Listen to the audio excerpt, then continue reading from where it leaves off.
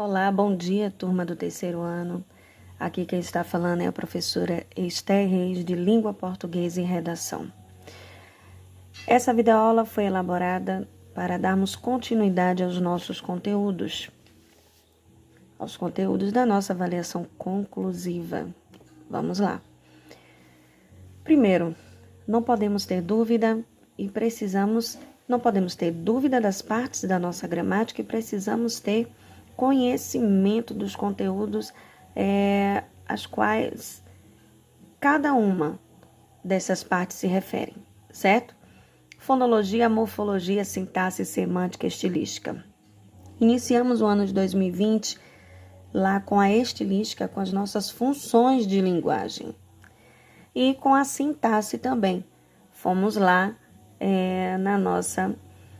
na nossa terceira parte também, que foi a sintaxe, estudando alguns termos, revisando, na verdade. Não é isso? Então, vamos lá. Sintaxe. Nós temos aí os termos integrantes da oração. Conceitos e classificações, quem são eles, o que são eles. O que significa termo integrante da oração? Integrante é diferente do acessório. Acessório não é obrigatório, o integrante sim. Os integrantes, eles terão sentido a verbos e substantivos presentes na nossa oração.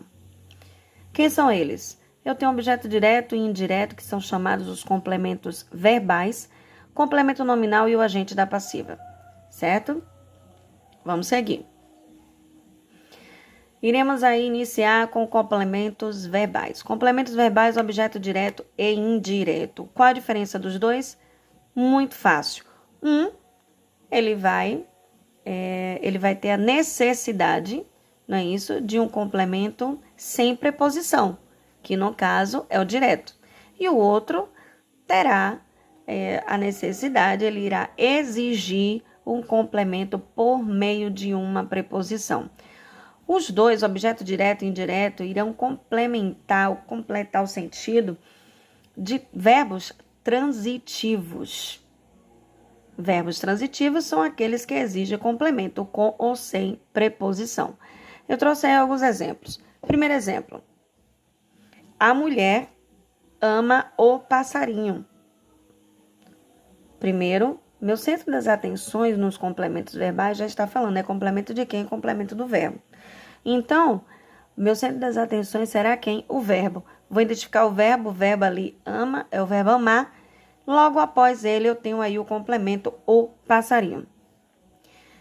Ele vem seguido de um artigo, então não é uma preposição. Então, ali, eu tenho um complemento de um verbo transitivo direto. Ele não precisa de complemento. No caso, ele não precisa de preposição. O complemento ele precisa. Porque quem ama, ama alguém. Agora, ele não precisa da preposição. Por isso, objeto direto. Segundo exemplo. A mulher gosta de passarinho. O verbo gosta, o verbo gostar. Quem gosta, gosta de algo ou de alguém. Então, ele exige aí a preposição de. Então, por isso, é um objeto indireto. Agora, eu também tenho essa terceira situação aí. Que ele tem o quê? Ele será composto, no caso, ele terá o acompanhamento tanto do objeto direto quanto do objeto indireto. O verbo ensinar. Quem ensina, ensina algo a alguém, algo para alguém. Então, você tem o objeto direto, que ensinou alguns truques, não vem aí preposição alguma. Agora, ao passarinho, você tem a preposição ao. Então, ele tem um complemento do objeto direto e o objeto indireto. Beleza? Vamos seguir. Funções sintáticas dos pronomes oblíquos. O que é isso, professora? Nós precisamos compreender, entender, não podemos ter dúvida alguma sobre esse conteúdo.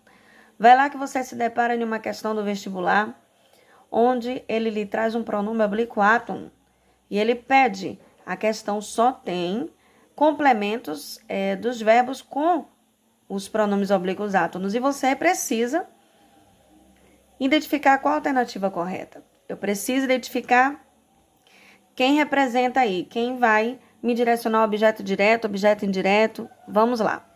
Os pronomes oblíquos átonos, eles podem desempenhar, na verdade, funções de objeto direto e de indireto. Agora, precisamos memorizar, não é isso? Compreender que os pronomes da terceira pessoa, eles têm função fixas. As funções deles são fixas. Então, o, a, os e as, eles não têm opção. Eles são objeto direto. O lhes são objeto indireto. No caso, é objeto indireto. Agora, eu tenho os pronomes me, ti, si, nos e vos. Esses aí vocês podem ter funções tanto de objeto direto quanto de indireto. Vai depender de quê, professora? Depende do verbo que vai complementar eles. Como assim? Vamos ver.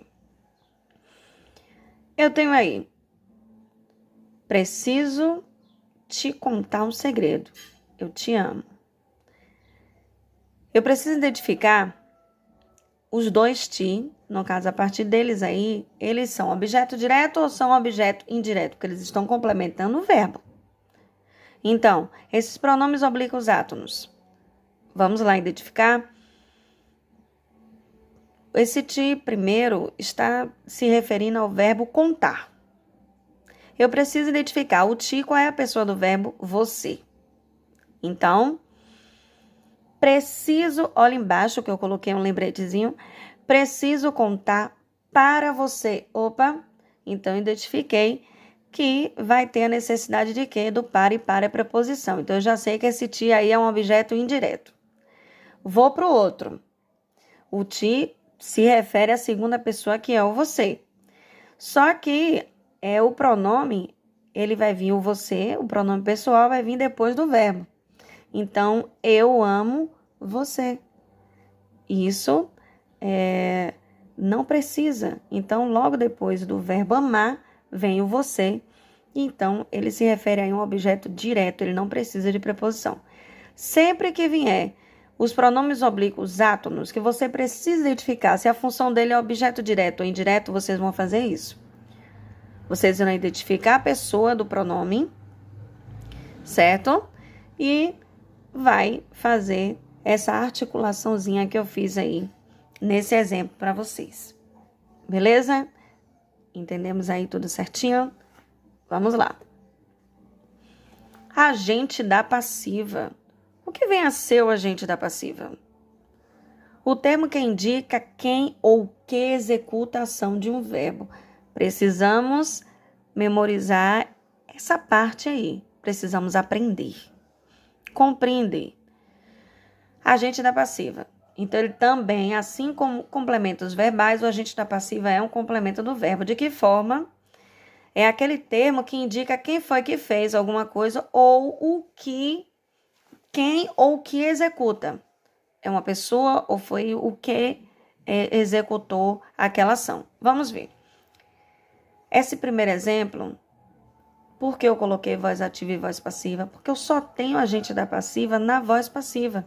A frase na voz ativa não me dará um agente da passiva nunca.